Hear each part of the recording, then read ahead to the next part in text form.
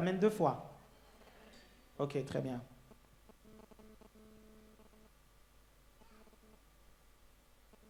Très bien. Quels sont ceux qui veulent que je prêche ce matin? Dites prêche, pasteur. Ok. Ok.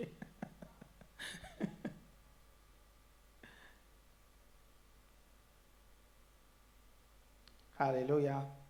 Gloire à Dieu.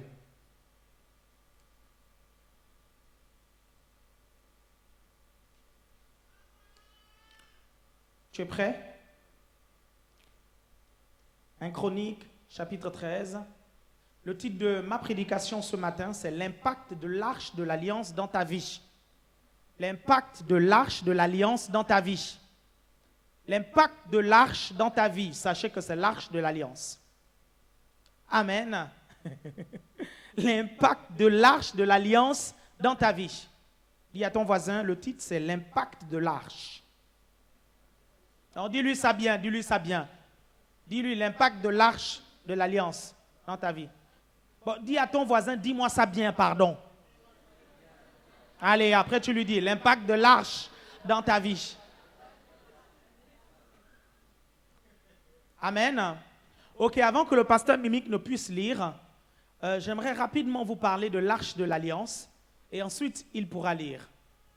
Vous savez, quand Dieu a amené le peuple d'Israël, quand il a sorti le peuple d'Israël d'Égypte, il les a fait rentrer dans le désert. Et dans le désert, ils ont fabriqué une tente appelée tabernacle.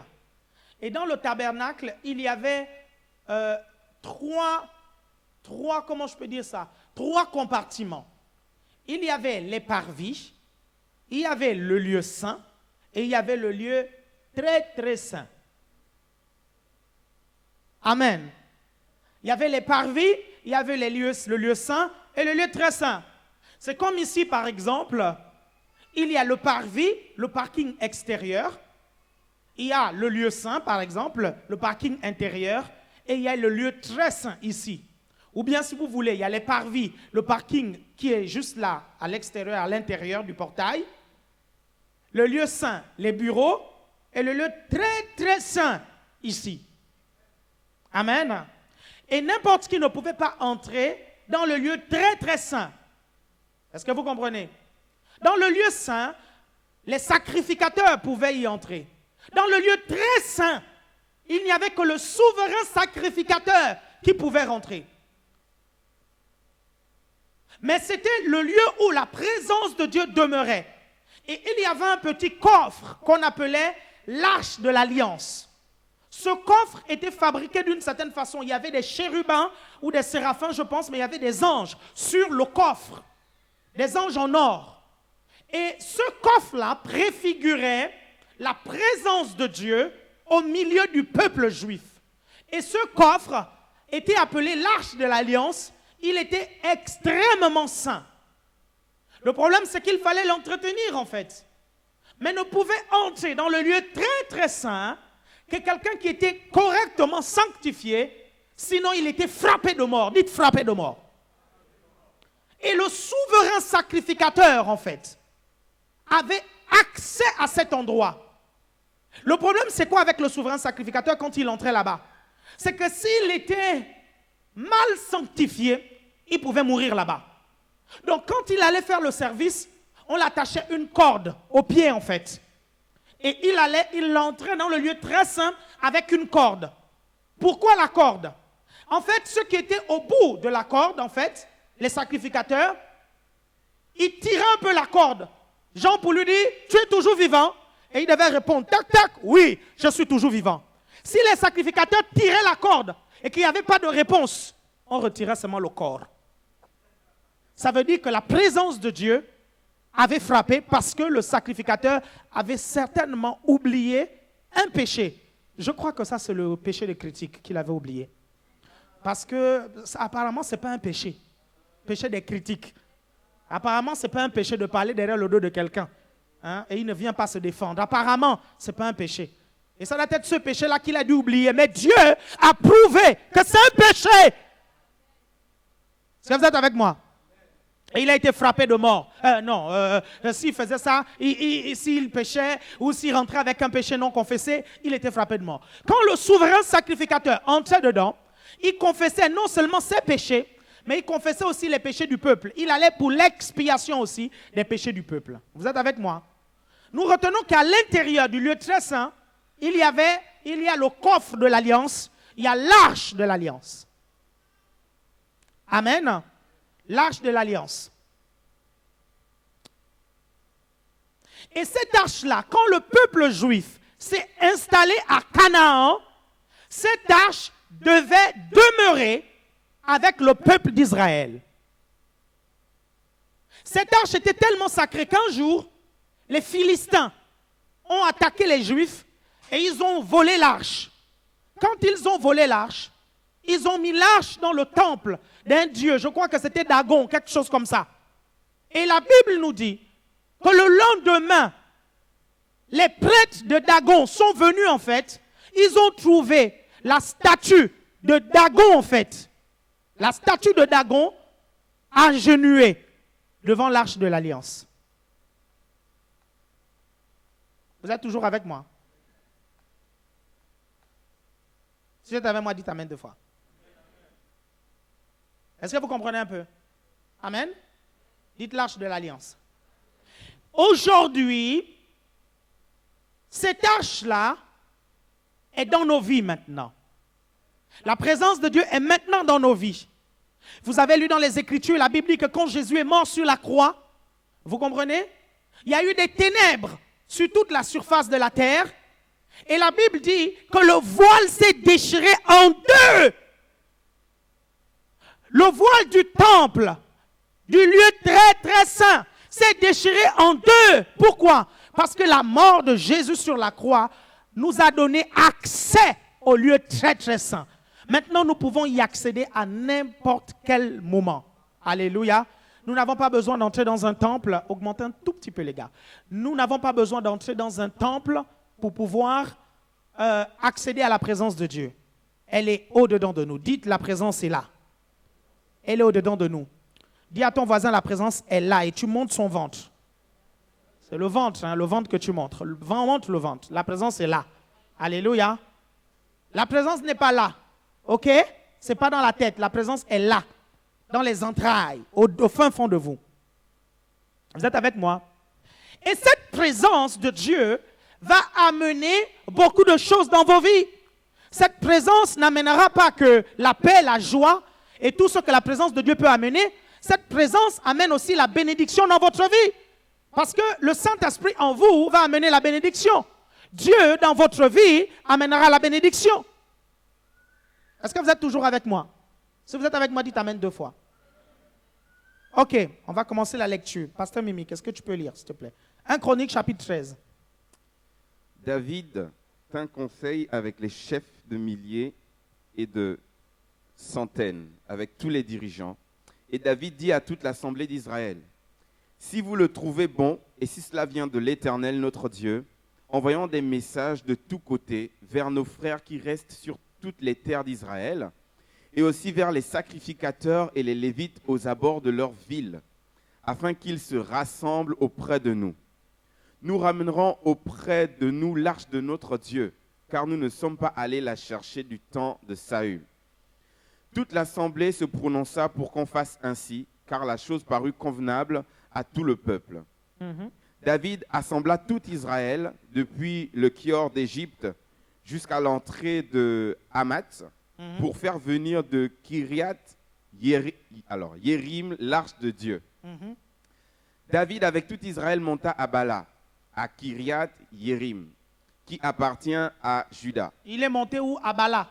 Il est monté à Bala. Ça, c'était un quartier de Libreville qui est à côté de Lalala. Continue. À Kiriath Yérim, qui appartient à Juda, pour en faire monter l'arche de Dieu, l'Éternel qui siège entre les chérubins et dont le nom y est invoqué. Ils mirent l'arche de Dieu sur un char neuf, depuis la maison d'Aminadab. Retenez bien là, hein, vas-y, dis. Ils mirent l'arche. Ils mirent l'arche de Dieu sur un char neuf, depuis la maison d'Aminadab, Uza et Ayo, conduisaient le char. Non, c'était eux qui devaient transporter le char. Continue. David et tout Israël jouaient devant Dieu sur des harpes, des luttes, des tambourins, des cymbales et des trompettes de toute leur force avec des chants. Des instruments de musique, n'est-ce pas, hein? L'arche de l'Alliance qui préfigure la présence de Dieu. Ils vont chanter en fait avec des instruments de musique. Vous comprenez? Ok, continue. Lorsqu'ils furent arrivés à l'ère de Kidon, Uza étendit la main pour saisir l'arche parce que les bœufs avaient glissé. Arrête-toi là. Donc l'arche est en train d'être conduite par Uza et un de ses potes, ok?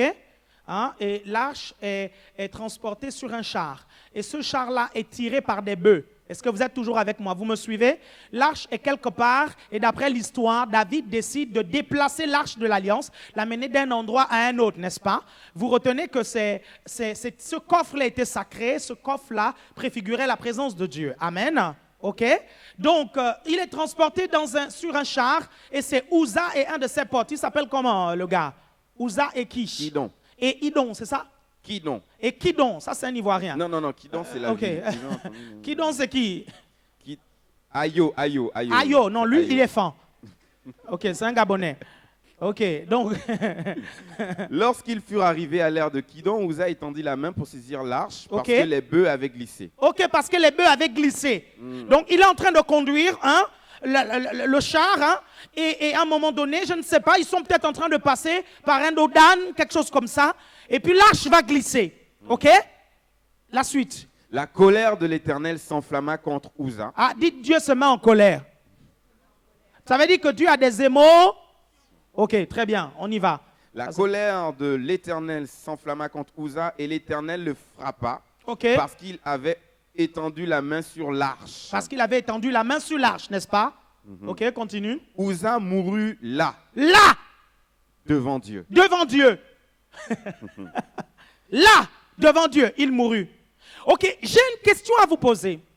Le gars, il est en train de transporter l'arche, vous comprenez? Le char, il est en train de transporter. Et ce sont des bœufs, en fait, qui tirent le truc. Et lui, il ne fait que guider, en fait. Vous suivez? Et l'arche veut tomber. Si l'arche tombe, ça va se casser. Et Uza, qui a la responsabilité de transporter l'arche avec son pote, en fait, va retenir l'arche, en fait.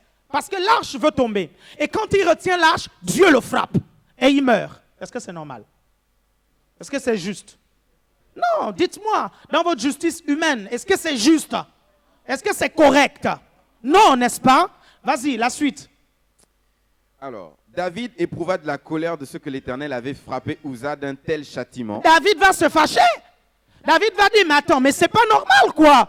Le gars, il retient l'arche, parce que l'arche va tomber, ça va se casser, et tu le frappes. Mais attends, mais qu'est-ce qu'il a fait? Il n'a fait qu'une bonne chose, en fait. Continue. Donc David éprouva de la colère de ce que l'Éternel avait frappé Uza d'un tel châtiment, et l'on appela ce lieu Péretz Uza jusqu'à aujourd'hui. Péretz Uza. Jusqu'à aujourd'hui. Voilà. Ok. Continue. David craignait Dieu en ce jour-là et dit, comment ferais-je entrer chez moi l'arche de Dieu? David ne prit pas l'arche chez lui dans la cité de David, et il la fit conduire dans la maison d'Obed-Édom de Gath. C'est très bien.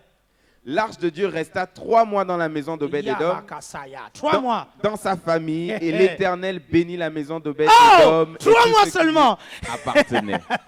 3 mois seulement. Vous vous rendez compte? L'arche rentre... Ah là là. Bon, on va résoudre d'abord certaines équations avant de parler des 3 mois là. Amen. Dites amen 2 fois. Ok, très bien. Ils sont en train de construire, ils sont en train de transporter l'arche. Parce que l'arche doit quitter d'un endroit aller à un autre. Vous suivez? Il y a Uza et un de ses amis qui transportent l'arche et l'arche veut tomber. Et quand l'arche veut tomber, Uza retient l'arche. Et quand Uza retient l'arche, Dieu frappe l'arche en fait. Dieu frappe Uza en fait. Uza tombe raide, mort à cet instant-là. Mais pourquoi Dieu va taper Uza en fait? Vous savez, David, c'est quelqu'un d'exceptionnel. Parce que David, c'était un gars qui vivait dans l'Ancien Testament avec les principes du temps de la grâce. Quand vous étudiez l'histoire de David, David c'était quelqu'un d'extraordinaire. Il était prophétique, pas seulement parce qu'il écrivait des chants, mais il était prophétique même dans ses actions en fait. Est-ce que vous comprenez? C'est le gars en fait, il prend ses soldats, il va manger les pains en fait avec ses soldats, les pains qui sont réservés aux sacrificateurs. En principe, les gens qui faisaient ça mouraient sur le champ. Mais quand le gars va manger ça avec ses hommes, il ne meurt pas sur le champ. Et Jésus va même parler de ça. Hein. Quand les disciples, plus tard dans les évangiles, vont manger quelque chose dans un champ, en fait, et les pharisiens vont réprimander les disciples et Jésus va dire, mais attendez, vous n'avez pas vu ce que David a fait? En d'autres termes, ce que David avait fait, en fait, devant Dieu, il n'avait pas le même regard que tout le monde, en fait. Est-ce que vous comprenez? Vous devez comprendre que Dieu regarde la foi. Est-ce que vous comprenez? Que ce soit dans l'Ancien Testament, que ce soit dans le Nouveau Testament, Dieu regarde la foi en fait. Est-ce que vous suivez? Vous allez comprendre pourquoi je vous le dis. Regardez, quand Dieu a dit à Lot et à sa famille de ne pas regarder vers Sodome et Gomorrhe, la femme de Lot a regardé vers Sodome et Gomorrhe. Je vous rappelle, Sodome et Gomorrhe, c'est cette ville qui a été brûlée en fait à cause du péché. Vous vous rappelez? Vous avez entendu parler de ça, ne fût-ce qu'au catéchisme, n'est-ce pas? Et Dieu va dire une seule fois, il va dire à travers les anges, vous ne regardez pas en arrière. Amen. Ils vont avancer et la femme de Lot va regarder en arrière. Elle va devenir une statue de sel. Quelqu'un me suit ici? Le même endroit, Dieu a dit à Lot et à sa famille de ne pas regarder à cet endroit-là. Le même endroit, la Bible nous dit qu'Abraham a regardé vers Sodome en fait, et il n'est pas devenu une statue de sel en fait. Pourquoi? Il n'y avait pas le même regard. Il n'y avait pas le même regard. Est-ce que vous comprenez? Il n'y avait pas le même regard. Je peux vous interdire de regarder une fille, parce que quand vous regardez une fille, vous la convoitez. Mais si vous prenez un chrétien mature, vous comprenez? Quand il regarde une fille, il ne la regarde pas dans les mêmes intentions que toi. Il regarde cette fille-là et il voit déjà la transformation de la fille en fait dans le Seigneur. Pas le même regard. Est-ce que vous comprenez ce que je suis en train de vous dire au sujet du regard? Est-ce que vous suivez ce que je suis en train de vous dire? C'est par la foi que David a pu manger les pains de proposition et ne pas mourir. Vous comprenez? C'est par la foi qu'il a pu le faire en fait. Parce que le but de ça, ce n'était pas de tuer les gens. Le but de ça, c'était de montrer un message. Vous êtes toujours avec moi? Donc vous devez comprendre que David en fait, c'était quelqu'un qui faisait ça en fait. Il vivait dans l'ancienne alliance, mais de temps en temps, il faisait un clin d'œil au temps de la grâce. Et Dieu ne le châtiait pas en fait à cause de ça. Et ce qui va se passer dans le transport des bœufs, c'est ça aussi. Il va encore tenter un truc en fait. Il va tenter un truc. Mais le problème c'est que là, Dieu lui a dit non. Et quand on voit la réaction de David, on comprend qu'à ce moment-là, en fait, il n'a pas compris la pensée de Dieu. Vous êtes toujours avec moi? Ne vous inquiétez pas, je vais vous expliquer. Parce que vous voulez savoir pourquoi Dieu a frappé Uza, n'est-ce pas? Vous comprenez? La réponse est très simple.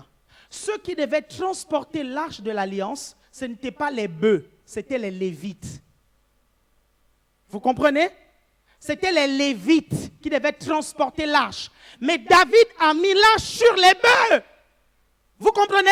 Dieu avait dit que c'est des hommes, les Lévites, qui devaient transporter l'arche en fait. Vous comprenez? Donc, quand le bœuf renverse l'arche, Dieu est en train de dire à David, mais regarde, quand j'ai écrit dans ma parole que ce sont des hommes qui doivent transporter l'arche, c'est parce que je sais que les animaux peuvent faire tomber l'arche. Est-ce que vous êtes toujours avec moi? Vous comprenez ce que je suis en train de vous dire? Bien aimé, je suis tout simplement en train de vous dire que la présence de Dieu est faite pour être transportée par des hommes et non par des animaux. Je ne sais pas si vous comprenez ce que je suis en train de vous dire. Je ne sais pas si vous comprenez ce que je suis en train de vous dire. Dieu aurait pu mandater des anges pour transporter l'arche, mais il n'a pas mandaté des anges pour transporter l'arche. Dieu aurait pu mandater des animaux, mais il n'a pas mandaté des animaux, il a choisi des hommes en fait. Quelqu'un me suit ici? Et il a choisi des Lévites, des sacrificateurs en fait, pour transporter l'arche. Et la Bible dit, et vous, vous êtes une race élue, un sacerdoce royal. La Bible dit que vous êtes des rois et vous êtes des sacrificateurs. Quelqu'un me suit ici? Pourquoi? Parce que vous êtes appelés à transporter l'arche de l'alliance. Quelqu'un me suit ici? Et je suis désolé, transporter l'arche de l'alliance a des exigences. Ça a des exigences, je suis désolé. Quelqu'un me suit ici? Transporter l'arche de l'alliance, cette arche est sainte. Quelqu'un me suit ici?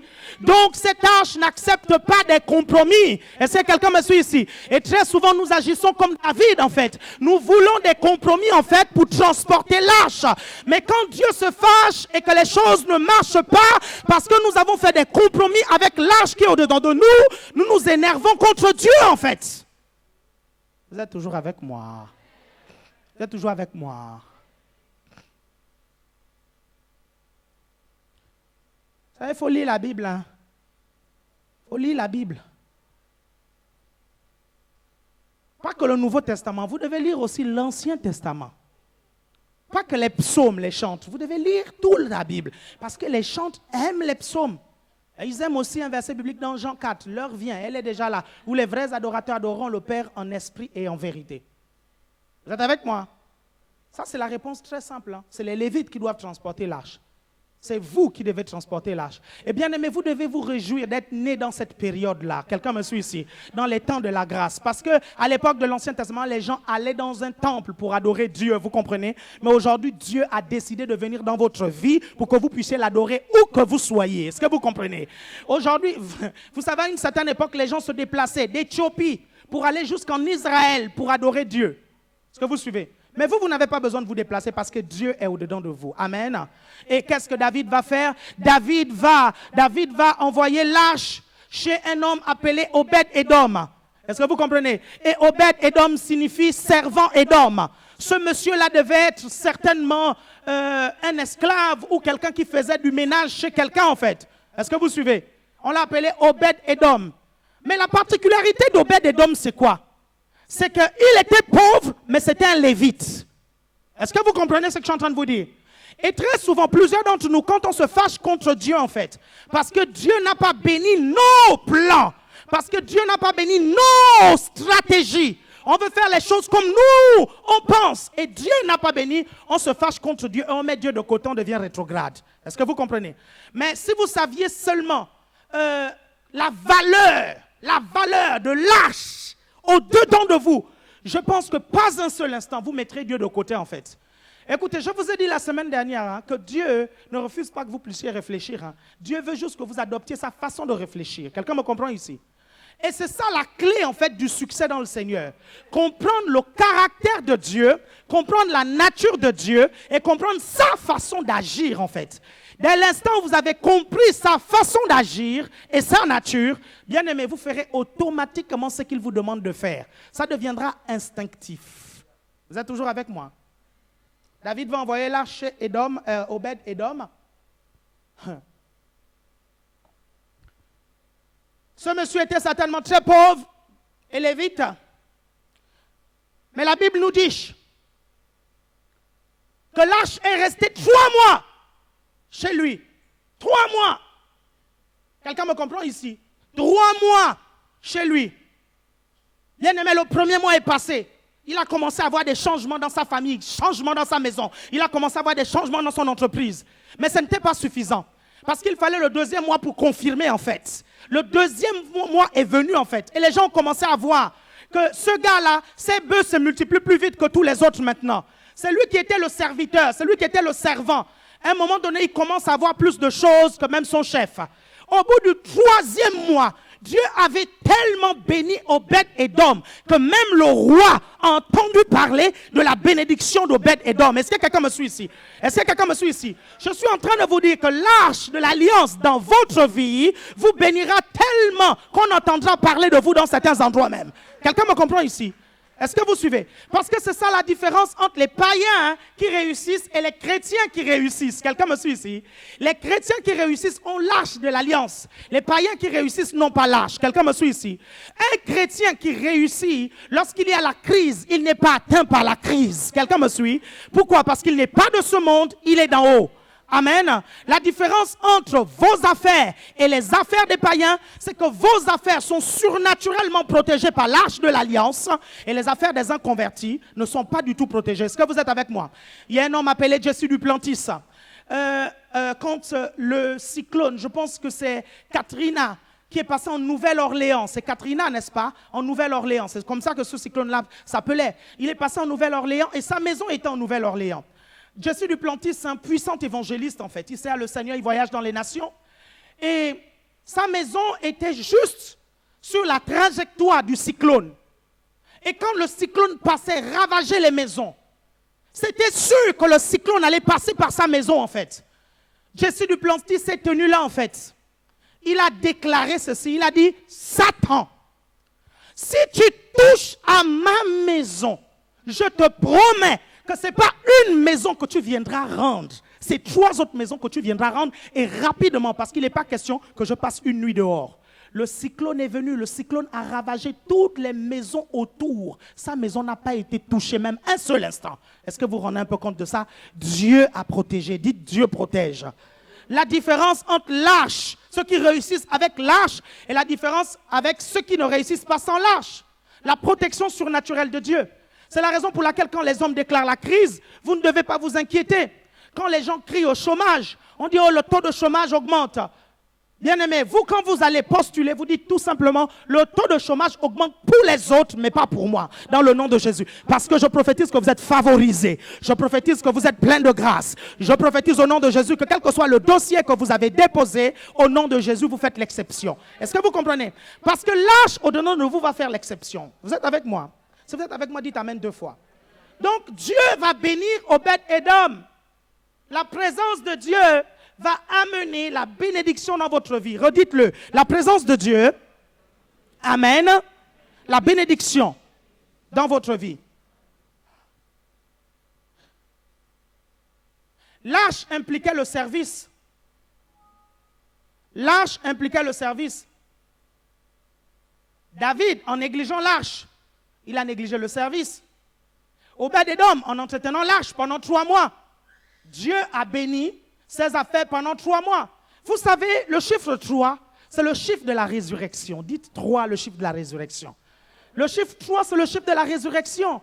C'est la 3e personne de la Trinité qui a ressuscité Jésus le 3e jour. Quelqu'un m'a compris?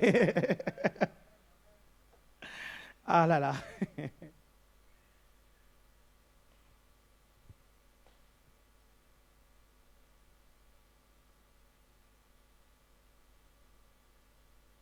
Il a fallu 3 jours à Esther, vous comprenez? Seulement 3 jours de jeûne à Esther pour bouleverser la décision des rois. Est-ce que vous êtes avec moi? Est-ce que vous êtes avec moi? 3 jours. À Obed-Édom, il a fallu 3 mois pour que Dieu puisse tellement le bénir que le roi lui-même se rende compte. Est-ce que vous suivez? Que Dieu l'a béni. 3 jours pour que le Seigneur puisse revenir à la vie. Et il avait beaucoup de choses à faire pendant ces 3 jours. Amen. Il devait aller prendre des personnes qui étaient au sein d'Abraham. Il devait aller déclarer la condamnation à ceux qui étaient en enfer. Et ensuite, il devait remonter. Et la mort ne pouvait pas le retenir. Quelqu'un me suit ici. Et c'est le Saint-Esprit qui l'a fait. En 3 jours, amen. Je déclare qu'en 3 jours, les symptômes de ta maladie vont disparaître. Dans le nom de Jésus. En 3 jours seulement. Et en 3 mois, quelque chose s'est passé dans la vie d'Obed-Édom. Et je déclare qu'en 3 mois, je te promets, ton entreprise va décoller sérieusement. Dans le nom de Jésus. D'ici 3 mois, il y a quelque chose de déterminant qui va se produire dans tes affaires. Je le déclare dans le nom puissant de Jésus-Christ de Nazareth. À un point où tout le monde autour de toi va remarquer que lâche habite dans ta maison, que lâche est dans ton foyer, que lâche est dans ta vie. Je dis bien 3 mois. Vous êtes avec moi? C'est suffisant pour les changements. Hein? C'est suffisant. Dieu est capable de faire un changement pas possible en 3 mois. Quelqu'un me suit ici? Et certaines personnes vont vous voir à des endroits où on ne vous attendait pas en fait. Je vous le dis au nom de Jésus-Christ.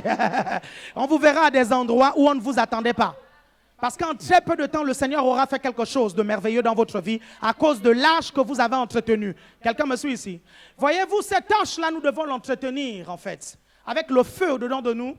Et vous voyez que David, quand il transportait l'arche, il a utilisé la louange et l'adoration pour entretenir l'arche. Quelqu'un me suit ici? Bien-aimés, si vous voulez intensifier la présence de Dieu dans votre vie, afin qu'elle se manifeste, vous devez l'adorer sérieusement. Vous devez le louer sérieusement. Vous devez savoir c'est quoi l'adoration, c'est quoi la louange en fait. Est-ce que vous êtes avec moi? Si vous savez ça, bien-aimé, l'arche au-dedans de vous se manifestera. Parce qu'il y a la présence potentielle de Dieu, il y a la présence manifeste de Dieu. Quelqu'un me suit ici? Nous tous ici, nous avons Dieu au-dedans de nous, hein, vous comprenez? Mais Dieu est potentiellement au-dedans de nous. Mais chez certaines personnes, Dieu est non seulement au-dedans, mais il est manifeste. Quelqu'un me suit ici? Et c'est quand Dieu est manifeste que des changements se produisent dans tes affaires. C'est quand Dieu est manifeste que des changements se produisent dans ta famille. C'est quand Dieu est manifeste que des changements se produisent dans ta santé. Quelqu'un me suit ici? Les gens se rendent compte que toi, tu ne tombes jamais malade. Est-ce que vous suivez? À l'église, il y a des frères qui tombent malades. On prie pour eux, ils sont guéris, ils vont encore choper une autre maladie. On prie pour eux, ils sont guéris, ils vont encore choper une autre. On prie pour eux, ils sont guéris. Mais vous, vous êtes tout le temps en bonne santé. 24 heures sur 24, 7 jours sur 7, je le déclare dans le nom de Jésus-Christ. Celui qui veut la santé divine, qu'il dise Amen. Celui qui ne veut pas la santé, qu'il ne dise pas Amen. Celui qui veut la santé, qu'il dise Amen. Gloire à Dieu. Vous êtes toujours avec moi?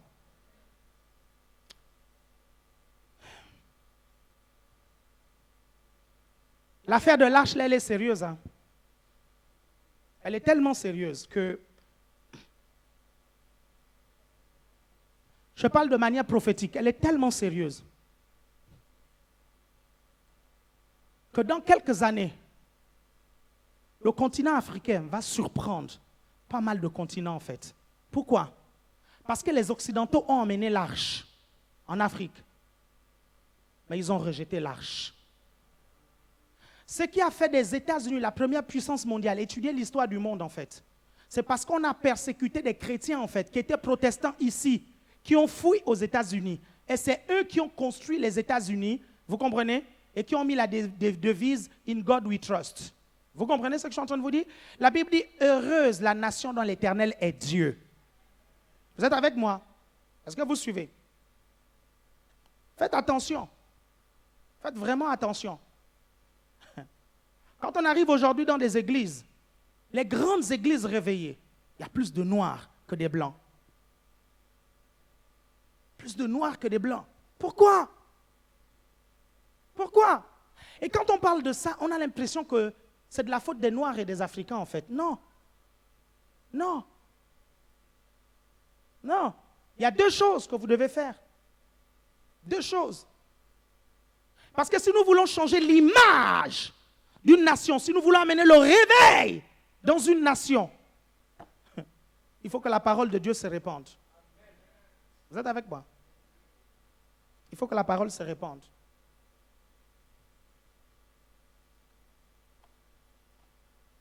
Il y a ce qu'on appelle le cycle du temps, en fait. À un moment donné, c'était les Juifs. Après, ils ont rejeté Jésus. C'est venu en Europe. L'Europe a pris. Et après, les États-Unis ont pris. Et après, maintenant, c'est l'Afrique. C'est la raison pour laquelle, aujourd'hui, quand vous regardez l'image, le clivage spirituel du monde, les grands ministères dans le monde entier, aujourd'hui, ce sont les Africains. Pourquoi? Parce que les Européens rejettent Dieu. Et aujourd'hui, aux États-Unis, c'est grave. Parce que les Américains autochtones, plusieurs rejettent Dieu maintenant. Est-ce que vous comprenez? Et ça, c'est dangereux. C'est extrêmement dangereux. Le premier ministère, le plus riche, le plus prospère au monde, aujourd'hui, c'est David Oyedepo, un Nigérien. Parce que quand vous entretenez l'arche, il vous bénit. Bien-aimés, ne vous inquiétez pas. Entretenez seulement l'arche. C'est la raison pour laquelle j'entretiens l'arche, bien-aimé. Je fais ça tout le temps, bien-aimé. Ça ne dépend pas de ce que je vois, ça ne dépend pas de ce que j'entends, bien-aimé. J'entretiens l'arche. Et je sais que la présence de Dieu manifeste dans ma vie comme elle se manifeste en me maintenant en bonne santé, comme elle se manifeste en me donnant la sagesse divine, comme elle se manifeste en me donnant la révélation de la parole de Dieu, elle se manifestera en me donnant l'argent à gogo. Je le déclare au nom de Jésus. Et je dis, ça va se faire pour vous. Quelqu'un me suit ici? Vous ne pouvez pas arrêter d'entretenir l'arche Parce que vous dites, je ne vois pas la manifestation de la présence de Dieu en fait. Est-ce que vous suivez? Vous ne pouvez pas mettre l'arche de côté parce que vous dites, je ne vois pas la manifestation. Écoutez, si vous ne voyez pas la manifestation, mettez plus de louanges encore. Mettez plus d'instruments encore. Mettez plus d'adoration. Mettez plus de prières. Et vous verrez l'arche se manifester. Êtes avec moi? Il y en a qui se demandent, mais l'arche là c'est quoi? Ce n'est pas l'arche de Noé. Je parle du coffre. Qui est aujourd'hui la préfiguration de la présence de Dieu. Êtes avec moi? Ok, on est ensemble, on évolue.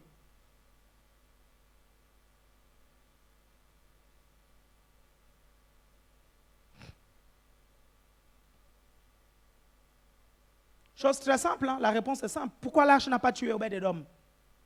Pourquoi l'arche n'a pas tué Obed-Edom? Pourquoi l'arche n'a pas tué Obed-Edom? J'ai donné la réponse. Parce qu'il était lévite. Amen. 1 Chronique chapitre 17. Vas-y, mon frère Mimic. Bon, prends déjà 1 Chronique chapitre 15. Prends déjà 1 Chronique chapitre 15. Essaye de voir, il y a quelque chose d'important qu'on doit voir dedans. 1 Chronique chapitre 15. Lis, essaye, il y a une partie que je veux voir, après on va s'arrêter. David se fit des maisons dans la cité de David. Il prépara une place à l'arche de Dieu et dressa pour elle une tente. C'est alors que David dit, l'arche... Suivez, vas-y. C'est alors que David dit, l'arche de Dieu ne doit être portée que par des Lévites. Voilà. Car l'Éternel Est-ce que vous avez vu? Car, continue. Car l'Éternel les a choisis pour porter l'arche de l'Éternel. Ok, vous retenez ça comme référence biblique. Amen. Et pour en faire le service pour toujours. Voilà. Est-ce que vous avez entendu? L'arche ne doit être transportée que par des Lévites. Amen. Et aujourd'hui, nous sommes des Lévites parce que nous sommes des sacrificateurs. Amen. Dites Amen 2 fois. Ok, continue.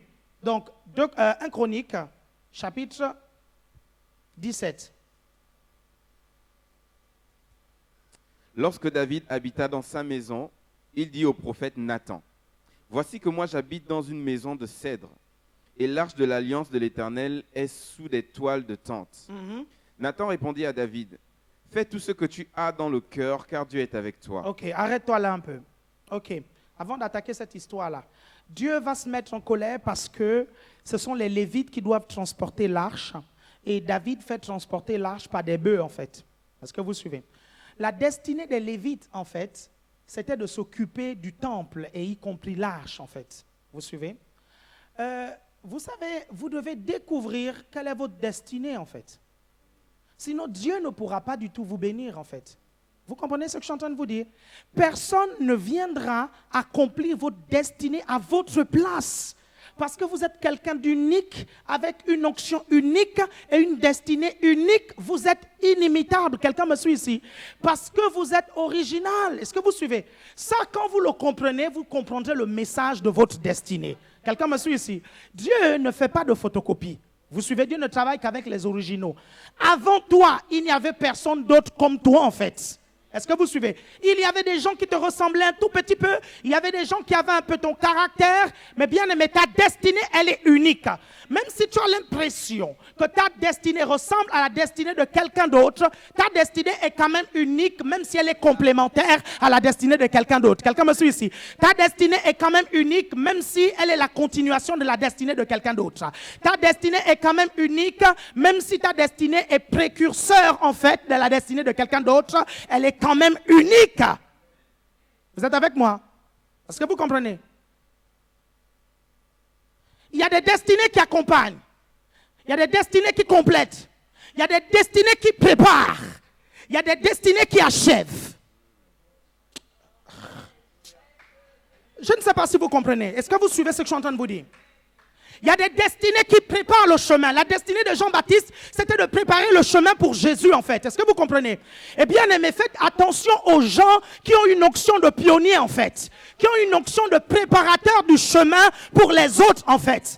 Et quand vous voyez les gens qui ont une destinée de préparateur de chemin, vous comparez leur destinée avec la destinée de celui qui vient déjà marcher sur le chemin préparé. Vous avez toujours l'impression que celui qui marche sur le chemin préparé est plus grand que celui qui a préparé le chemin, alors que c'est le contraire. Vous comprenez? Alors que si c'est lui qui a préparé le chemin ne l'a pas fait, celui qui vient marcher dessus ne pourra pas expérimenter la gloire qu'il va expérimenter.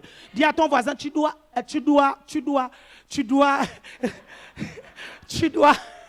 respecter le préparateur du chemin.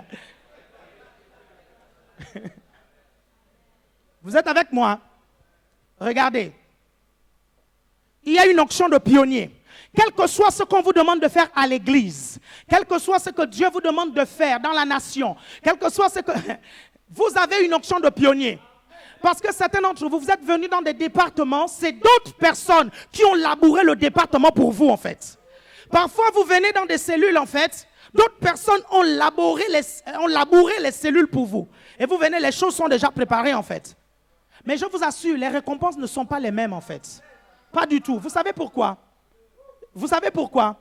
Regardez, au ciel, les 12 disciples de l'agneau auront une position que vous et moi, nous n'aurons pas au ciel. Pourquoi? Parce que ce sont les 12 premiers disciples de Jésus. Est-ce que vous comprenez? Est-ce que vous comprenez? Les premiers à être rabroués par Jésus, c'était eux. Les premiers à servir Jésus, c'était eux. Les premiers à voir les miracles de Jésus, c'était eux. Les premiers à dire, tu es Seigneur, c'était eux. Est-ce que vous comprenez? Et au ciel, vous et moi, nous n'avons pas la même position qu'eux, en fait. La Bible dit qu'autour de la nouvelle Jérusalem, il y a les noms des 12 tribus de l'agneau, en fait. Surtout de la nouvelle Jérusalem, n'est-ce pas? Est-ce que vous comprenez? Parce qu'eux, ils ont une destinée de préparation, une destinée de précurseur. Très souvent, il y a des pasteurs qui arrivent, ils se battent, ils ont été persécutés, ils ont été tapés, ils ont été insultés pour la cause de l'évangile dans un pays. On les a enfermés. Ils ont préparé le chemin pour d'autres pasteurs. Et quand certains pasteurs viennent, en fait, ils trouvent le terrain préparé. Mais ils oublient qu'il y a quelqu'un qui a préparé le chemin pour eux, en fait. Mais ils remarquent tout simplement que ce père qui s'est battu pour que l'évangile avance, qui s'est battu pour que le ministère avance, en fait, il a été comme affaibli par tous les coups qu'il a encaissés, en fait. Et on se moque du père parce qu'il est affaibli par tous les coups, en fait. Je parle de façon prophétique. Vous comprenez ce que je suis en train de vous dire?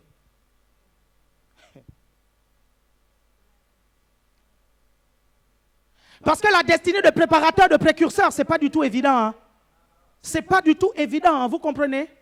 À une période où pendant 400 ans, en Israël, 400 ans, en Israël, il n'y avait pas de prophète. Jean arrive, il dit, moi je suis le prophète.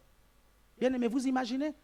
À un moment donné, avec tous les coups qu'il a reçus, tous les coups, on le prend, on le met en prison, on le coupe la tête. Parce que parfois, la destinée de précurseur, on peut te couper la tête. Et couper la tête ne signifie pas forcément que tu vas mourir, en fait.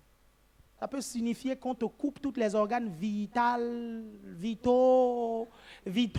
de la vie. Est-ce que vous comprenez? Vous êtes avec moi? Après, maintenant, il y a l'onction de ceux qui complètent les onctions des autres. Il y a la destinée de ceux qui complètent la destinée des autres. Est-ce que vous comprenez? Parce que quand vous n'identifiez pas votre destinée, bien aimé, Dieu ne vous bénira pas. Et vous serez comme dans la volonté permissive de Dieu. Et certains qui sont dans la volonté permissive de Dieu meurent prématurément. Vous comprenez? Parce que sa destinée, c'est de compléter la destinée de quelqu'un d'autre, en fait. Est-ce que vous suivez? Vous pouvez être là, à côté d'un homme de Dieu, toute votre vie, à servir dans un ministère. Bien aimé, Dieu va vous récompenser pour ça, en fait. Ce n'est pas tout le monde qui est appelé à être un leader de fil.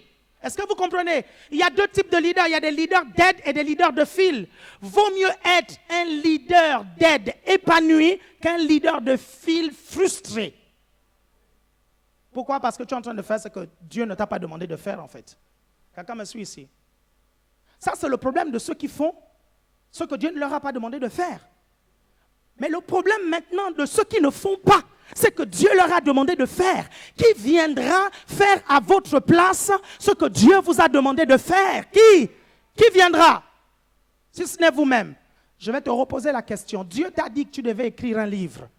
Tu penses que quelqu'un d'autre viendra écrire ce livre à ta place? C'est le livre qui doit être issu de ta destinée. Donc, c'est à toi de l'écrire. Dieu t'a dit que tu devais faire un album. Ce n'est pas quelqu'un d'autre qui viendra faire l'album à ta place. C'est l'album qui est issu de ta destinée. Quelqu'un me comprend ici? Il y a des entreprises que tu dois faire en fait. Est-ce que tu comprends? Personne d'autre ne viendra faire ces entreprises-là à ta place. Parce qu'une entreprise va refléter celui qui l'a créée en fait. Ton entreprise va refléter ta destinée. Est-ce que vous comprenez? Personne d'autre ne viendra faire ça à ta place en fait. Vous êtes avec moi? Si vous êtes avec moi, dites amen 2 fois. Ok, continue la lecture. Alléluia. Continue. Alors, Nathan répondit à David, fais tout ce que tu as dans le cœur, car Dieu est avec toi. Or, Continue. cette nuit-là, la parole de Dieu fut adressée à Nathan en ces mots. Va dire à mon serviteur David, ainsi parle l'Éternel. Ce n'est pas toi qui me bâtiras la maison dans laquelle j'habiterai. Car je n'ai pas habité dans une maison depuis le jour où j'ai fait monter Israël jusqu'aujourd'hui, mais j'ai été de tente en tente et de tabernacle en tabernacle. Partout où je me suis déplacé avec tout Israël, ai-je dit un mot à l'un des juges d'Israël à qui j'avais ordonné de faire paître mon peuple? Ai-je dit, pourquoi ne me bâtissez-vous pas une maison de cèdre? Maintenant tu parleras ainsi à mon serviteur David. Ainsi parle l'Éternel des armées. C'est moi qui t'ai pris au pâturage derrière le troupeau pour que tu sois le conducteur de mon peuple Israël. J'ai été avec toi partout où tu es allé. J'ai retranché tous tes ennemis devant toi. Et j'ai rendu ton nom semblable au nom des grands qui sont sur la terre. J'ai attribué une place à mon peuple d'Israël et je l'ai planté pour qu'il y demeure et ne soit plus agité, pour que les hommes injustes ne recommencent plus à abuser de lui. Comme autrefois, et comme à l'époque où j'avais établi des juges sur mon peuple d'Israël, j'ai soumis tous tes ennemis. Très bien.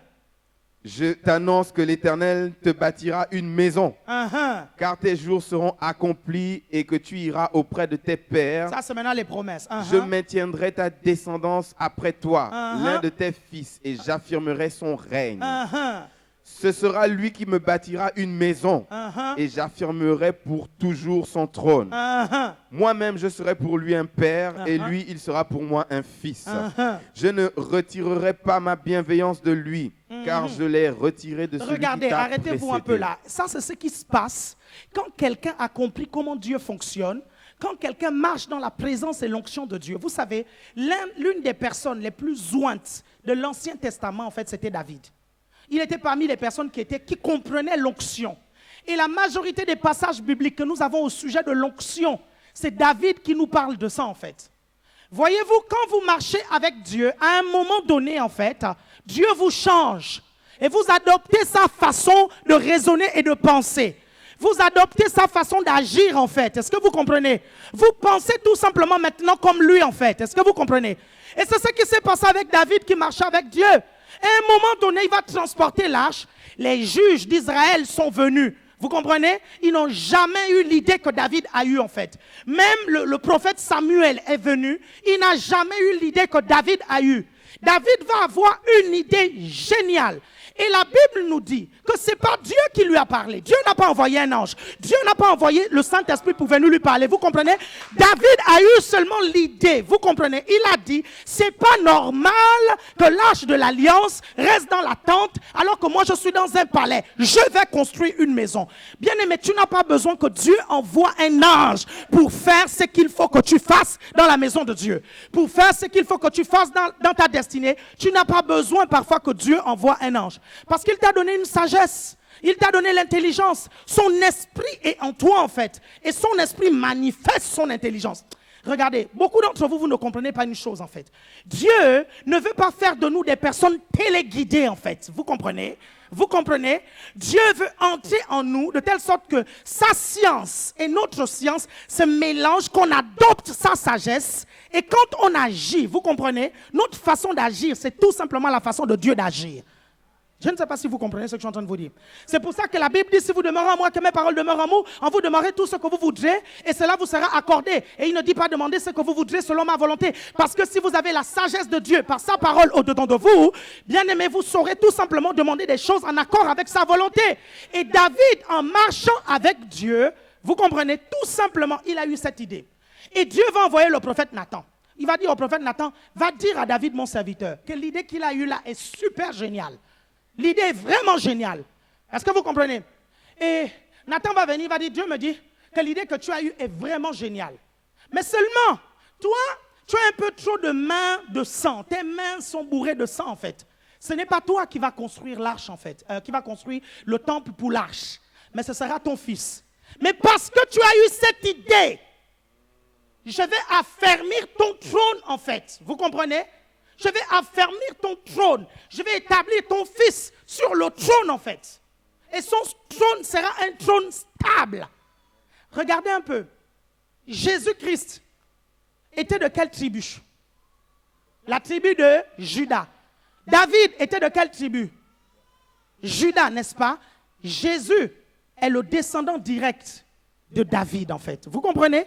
Écoutez, parce que David a eu cette idée-là de construire le temple en fait. Vous suivez? Dieu va assurer à sa génération la pérennité royale. Est-ce que vous comprenez? Parce qu'il a eu cette idée-là. Bien aimé, il y a des idées qui sont au-dedans de vous pour le Seigneur et pour la maison de Dieu qui vont sérieusement libérer des situations dans votre vie. Et la raison pour laquelle, en fait, parfois certaines situations sont encore bloquées, c'est que tu n'as pas encore accompli cette idée que Dieu a mise dans ton cœur pour faire pour sa maison, en fait. Et parfois, en faisant ça, ça libère des choses et vous n'imaginez même pas, en fait. Bien aimé, ne négligez pas la puissance de l'offrande. Hein? Ne négligez pas du tout. Parce que plus tard, quand vous lisez l'histoire de David, un homme incroyable. Je vous invite, après cette prédication, d'aller lire l'histoire de David. Vous allez vous rendre compte que c'est un gars incroyable. Il va entrer dans une grotte parce qu'on va le poursuivre. Et là-bas, il va trouver des bandits. Des gens qui avaient des créances. Des gens qui devaient de l'argent. Des gens qu'on poursuivait. Des voleurs, des machins, tout ce monde-là. Quand il va entrer dans cette grotte-là avec toutes ces personnes, la Bible dit qu'il va éduquer toutes ces personnes et il va en faire une armée. Vous suivez? David était déjà un. Il avait déjà tué l'ours, il avait déjà tué le lion, il avait déjà tué Goliath. Quand il entre dans la grotte, il transforme toutes ces personnes-là en fait.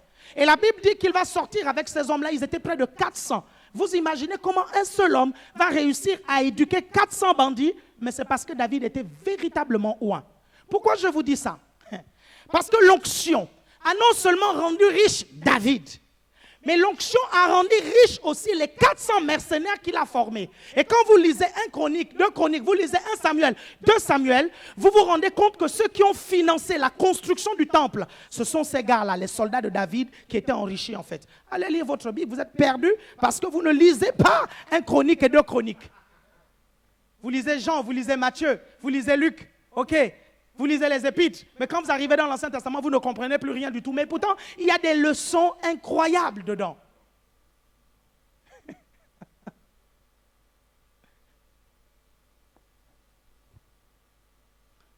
Et Dieu va dire à David, écoute, toi tu ne vas pas construire, ton fils va construire. Et qu'est-ce que David va faire? David va seulement rassembler les matériaux pour construire la maison de Dieu. Bien aimé, Salomon, quand il viendra, voilà encore quelqu'un qui vient tout simplement avec une onction de continuité de destinée.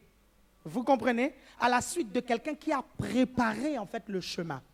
David avait tellement vaincu tous les pays qui étaient autour que quand Salomon a régné, la Bible dit que le règne de Salomon était un règne de paix. Il n'y a pas eu de guerre à l'époque de Salomon. Pourquoi? Parce que David avait déjà préparé en fait. Mais quand on entend parler de gloire, de richesse, de sagesse, on parle de qui? On parle de Salomon. Mais pourtant, quand vous lisez la parole de Dieu, vous vous rendez compte que c'est David qui a fait le travail pour pacifier le pays.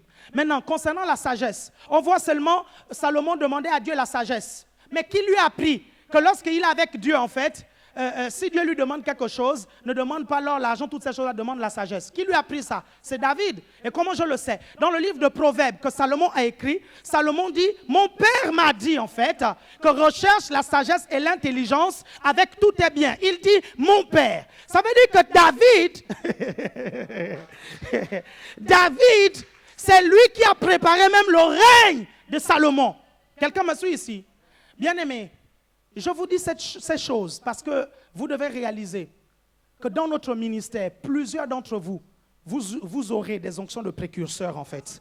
Vous aurez des onctions de pionniers. Il y a des choses que plusieurs d'entre vous, vous ferez ici pour l'évangile, que plusieurs personnes n'ont pas encore faites. Et vous devez vous comporter comme des personnes qui sont des pionnières avec une onction de pionnier en fait, pour préparer le chemin pour les générations futures en fait. Parce que les récompenses ne sont véritablement pas les mêmes. Quelqu'un me suit ici? Que celui qui a des oreilles pour entendre, entende. On va se lever, on va prier. Si vous n'avez pas compris le message, il sera disponible sur Évangile TV. Vous allez l'écouter, le réécouter, le réécouter, jusqu'à ce que l'Esprit de Dieu vienne, ouvre votre tête et que vous compreniez le message. Quelqu'un me suit ici? Je sais que je suis un pionnier, gloire à Dieu. Je le sais.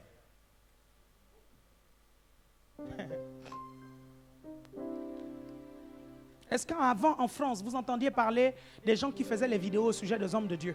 Il n'y en avait pas en France. Vous comprenez? Quand on a commencé à faire les vidéos pour critiquer les hommes de Dieu, moi j'étais parmi les hommes de Dieu qu'on a critiqué, la pionnier bien-aimé. Est-ce que vous comprenez?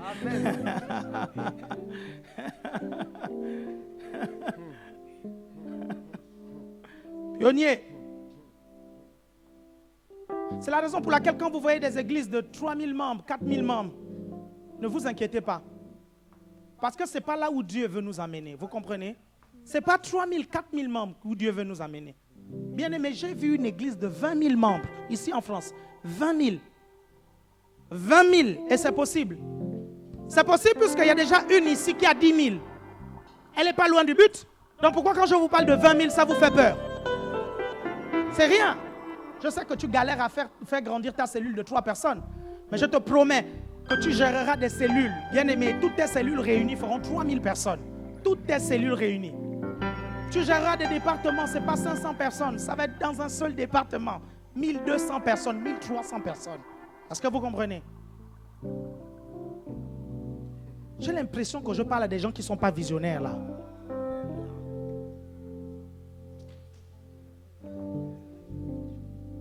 Ce n'est pas 800 € seulement que tu géreras. Je te promets, tu géreras des millions, 5, 6, 8 millions au nom de Jésus. Là, vous dites Amen très fort.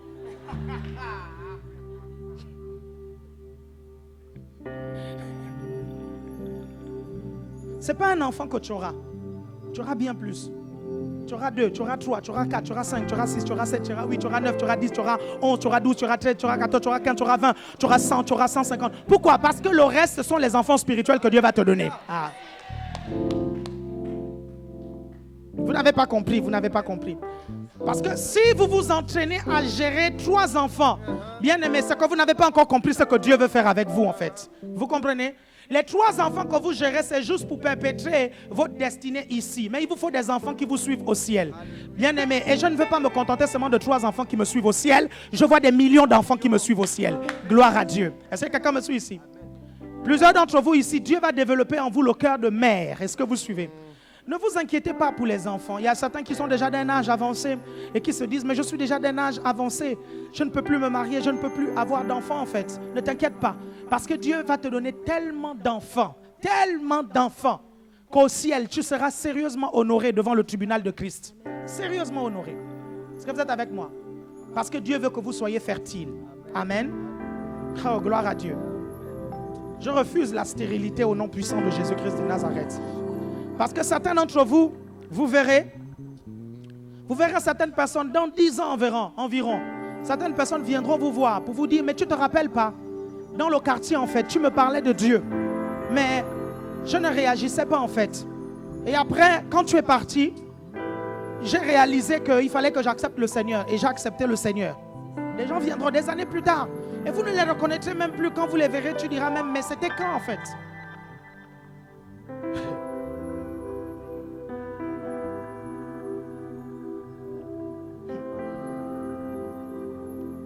Commence à dire, je suis fécond dans le nom de Jésus. Parce que l'arche est dans ma vie. Parce que Dieu est dans ma vie. Parce qu'il y a un impact que la présence de Dieu crée dans ma vie. Je déclare au nom de Jésus que tout ce que je fais réussit. À cause de l'arche, tous ceux à qui je parle sont touchés. À cause de l'arche, je déclare au nom de Jésus que je ne serai jamais malade. À cause de l'arche, je serai en bonne santé. Et je suis en bonne santé. À cause de l'arche, dans le nom de Jésus, je déclare que la maladie n'est pas mon partage. Je déclare la sagesse, l'intelligence dans tous les domaines. Dans les finances, je déclare l'intelligence. Dans la gestion de ma famille, je déclare l'intelligence et la sagesse. Dans mon ministère, je déclare l'intelligence et la sagesse. Dans tout ce que je fais, je déclare l'intelligence et la sagesse. J'ai la sagesse de Dieu dans ma vie. Au nom de Jésus, je m'approprie cette sagesse. Dans le nom de Jésus, les gens verront que je suis sage, que je suis intelligent. Au nom de Jésus, je suis favorisé. Au nom de Jésus, je suis plein de grâce. La grâce de Dieu abonde dans ma vie. La grâce de Dieu se manifeste dans ma vie. Et je la vois se manifester dans mes finances, dans tous les domaines de ma vie. J'appelle la promotion dans ma vie. Au nom de Jésus, j'appelle l'élévation dans ma vie. Au nom de Jésus, je déclare que je ne fais pas du surplace. Je déclare au nom de Jésus que j'évolue. La Bible déclare, voici mon serviteur, il s'élèvera, il prospérera, il montera, il sera très haut placé. Alors je déclare au nom de Jésus que je suis le serviteur de Dieu. Je déclare que je monte, que je prospère, que je m'élève. Je suis très haut placé. Au nom de Jésus, je déclare que je suis favorisé dans ma famille, dans mon école, dans mon travail, dans ma nation. Je suis favorisé. Je suis favorisé parce que Dieu est avec moi. Partout où je passe, je suis favorisé. Regardez. Quand je vous demande de prononcer, je vous demande de prononcer de telle sorte que j'entende. J'entends beaucoup plus ce côté-là que ce côté-là. Prononcez ces paroles comme si on vous avait dit, qu'en les prononçant, le loyer qui n'est pas encore payé sera payé la minute qui suit. Prononcez ces paroles comme si on vous disait que les papiers que tu cherches, demain même quand tu iras à la préfecture, on te donnera les papiers. Prononce ces paroles en fait, comme si on te disait qu'après avoir prononcé ces paroles, la santé divine que tu cherches, tu l'auras tout le temps. Prononce ces paroles comme si on te disait que la conversion de ton fils que tu cherches, après avoir prononcé, tu l'obtiendras. Alors déclarez après moi, je suis le serviteur de Dieu. La Bible déclare, voici mon serviteur. Il montera, il s'élèvera, il prospérera, il sera très haut placé. Je déclare au nom de Jésus que je monte, que je prospère, que je m'élève, que je suis très haut placé. Je déclare au nom de Jésus, comme Joseph, j'aurai suffisamment pour bénir ma famille en période de famine. J'aurai suffisamment au nom de Jésus pour bénir mes proches. J'appelle au nom de Jésus la bénédiction à se manifester dans ma vie, dans tous les domaines. Je déclare qu'elle se manifeste dans ma vie parce que la présence de Dieu se manifeste. Je déclare au nom de Jésus que mon entreprise prospère. Au nom de Jésus, j'appelle les clients dans mon entreprise.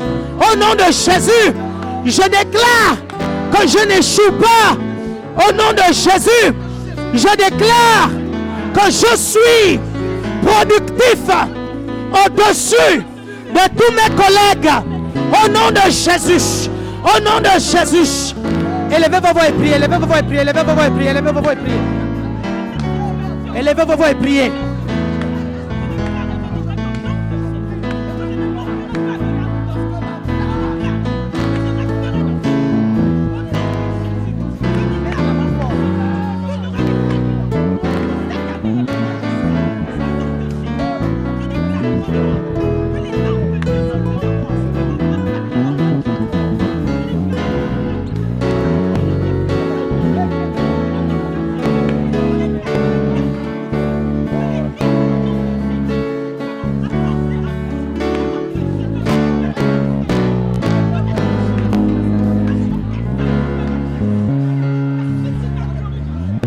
Tu peux prier, tu peux prier, tu peux prier, tu peux prier, tu peux prier. Tu peux prier, tu peux prier, tu peux prier, tu peux prier, tu peux prier. Tu peux prier.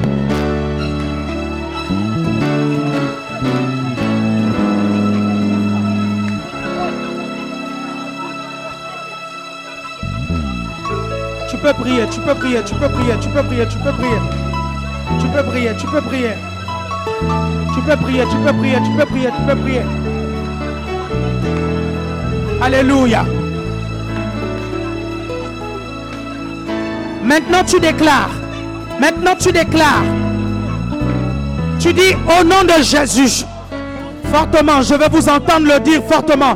Tu dis au nom de Jésus. Je déclare la protection de Dieu sur ma vie et sur celle de ma famille.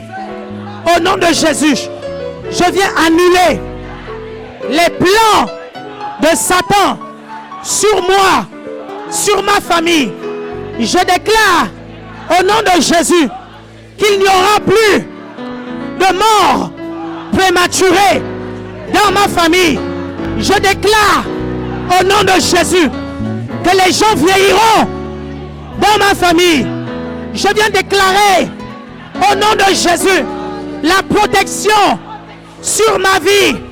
Je déclare que toutes les voitures que je prends sont protégées. Au nom de Jésus, tous les avions que je prends sont protégés. Tous les trains que je prends sont protégés. Je déclare au nom de Jésus qu'Ebola n'aura pas ma famille. Ebola n'aura pas mes proches. Au nom de Jésus, je déclare que chikungunya n'aura pas mes proches. Au nom de Jésus, que la grippe aviaire n'aura pas, au nom de Jésus, mon élevage ou l'élevage de ma famille. Je déclare au nom de Jésus que tout ce qui est à moi, tout ce qui est à ma famille est protégé. Je déclare la protection sur mes enfants. À l'école, ils sont protégés. Au nom de Jésus, je déprogramme les plans de Satan sur mes enfants. Je déclare au nom de Jésus que la destinée de mes enfants est scellée en Jésus-Christ. Est scellée en Jésus-Christ. Écoute, même si tu n'as pas encore d'enfants, je dis que tu auras des enfants plus tard. Alors il faut le proclamer, alors il faut le proclamer, alors il faut le proclamer. Ce n'est pas fini, ce n'est pas fini, ce n'est pas fini. On va continuer à proclamer. Ce n'est pas fini, ce n'est pas fini, ce n'est pas fini. Ce n'est pas fini, ce n'est pas fini.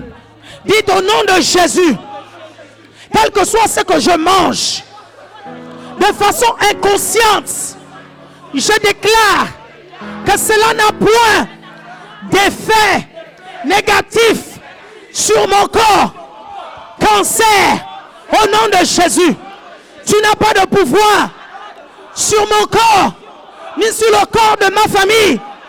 Au nom de Jésus, je déclare que tu es vaincu. Au nom de Jésus, je déclare que mon corps résiste à toute maladie. Je déclare au nom de Jésus que la vie de Dieu surmonte, détruit toute maladie, tout virus, tout microbe, toute bactérie n'a pas de pouvoir, n'a pas de puissance dans mon corps. Au nom de Jésus, je déclare que mon sang est propre. Je déclare au nom de Jésus que ma peau est propre, que les cellules de mon corps sont propres. Au nom de Jésus, je déclare au nom de Jésus la puissance spirituelle dans ma vie. Au nom de Jésus, je déclare la puissance spirituelle dans ma vie. Alors, tout ce que je déclare s'accomplit. Alors, tout ce que je lis est lié.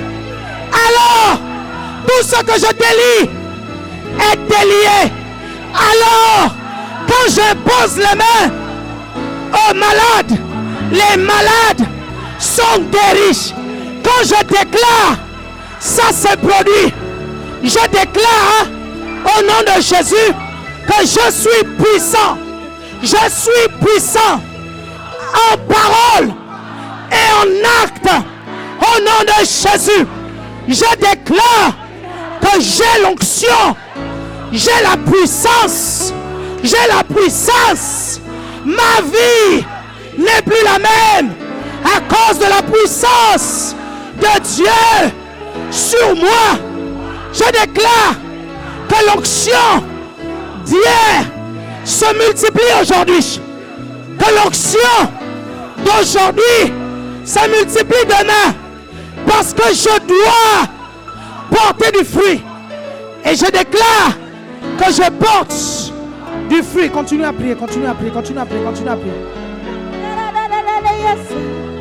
Allez-y, allez-y, allez-y, allez-y, allez-y, allez-y.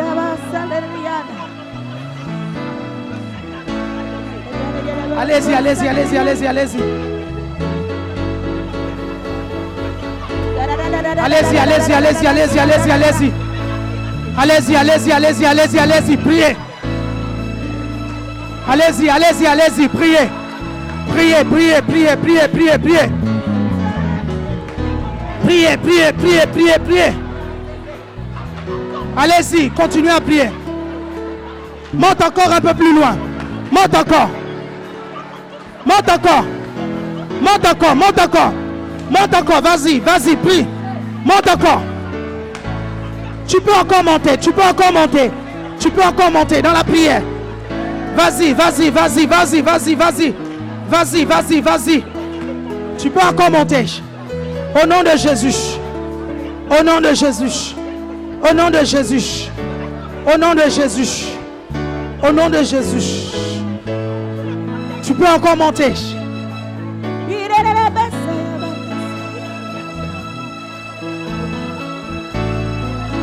Maintenant, vous allez faire quelque chose. Gloire à Dieu. Gloire à Dieu. Je vous sens rempli du Saint-Esprit. Je vous sens rempli du Saint-Esprit. Gloire à Dieu.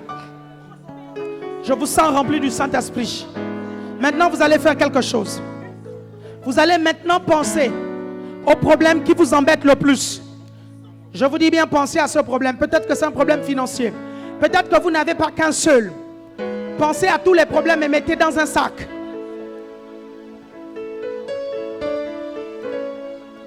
Peut-être que votre problème, c'est un problème humain.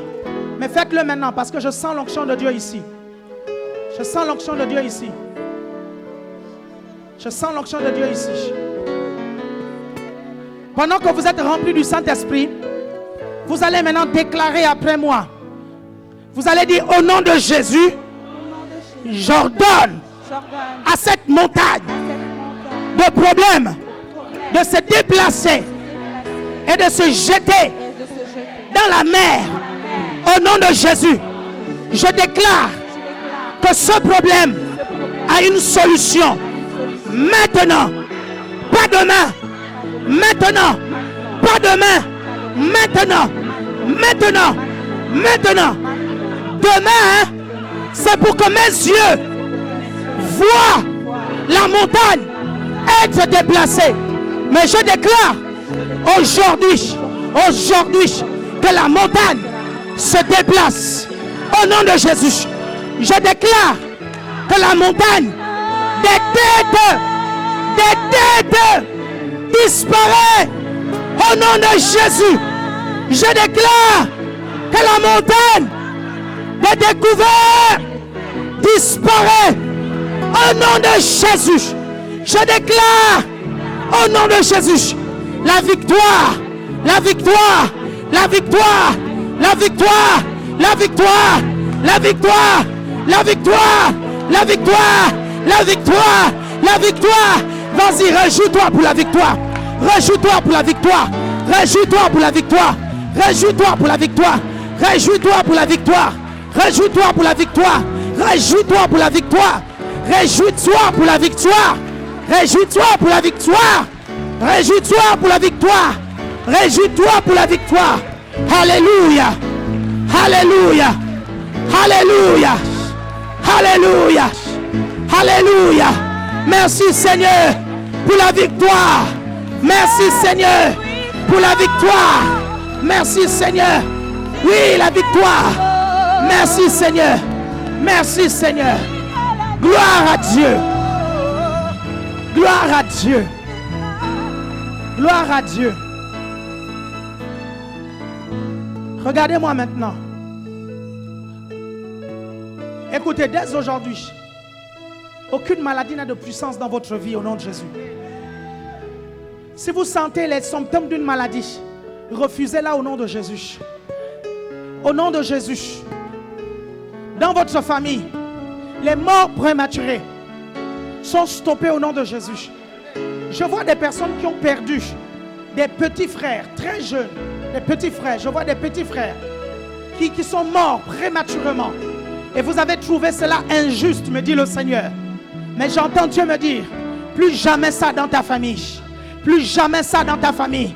Plus jamais ça dans ta famille. Plus jamais ça dans ta famille. Je vois aussi des personnes qui ont perdu des bébés. Je déclare au nom de Jésus, plus jamais ça dans votre famille. Plus jamais ça dans votre famille. Je maudis les fausses couches au nom de Jésus.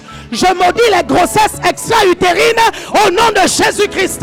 Je déclare dans le nom de Jésus que cela ne se produira plus.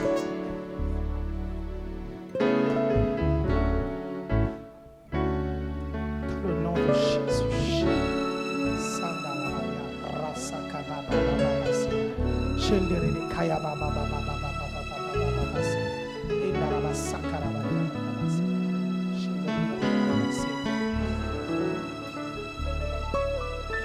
Merci Seigneur.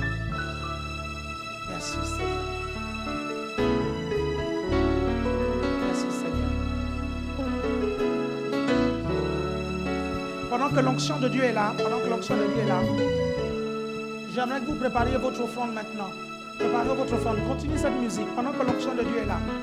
Laissez l'onction de Dieu là. Laissez l'onction de Dieu ici.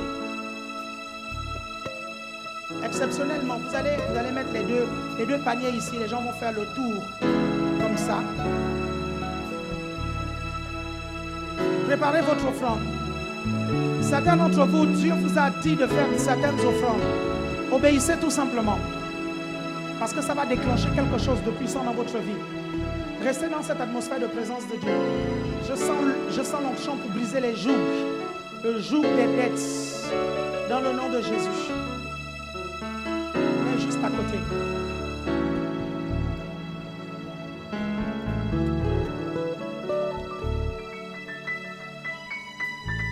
Préparez votre offrande et vos dîmes. Les dîmes vont être mises ici. Les dîmes ici. Et les offrandes ici. Même les offrandes d'action de grâce. Même les offrandes. Parce que vous voulez que le Seigneur puisse intervenir puissamment dans votre vie.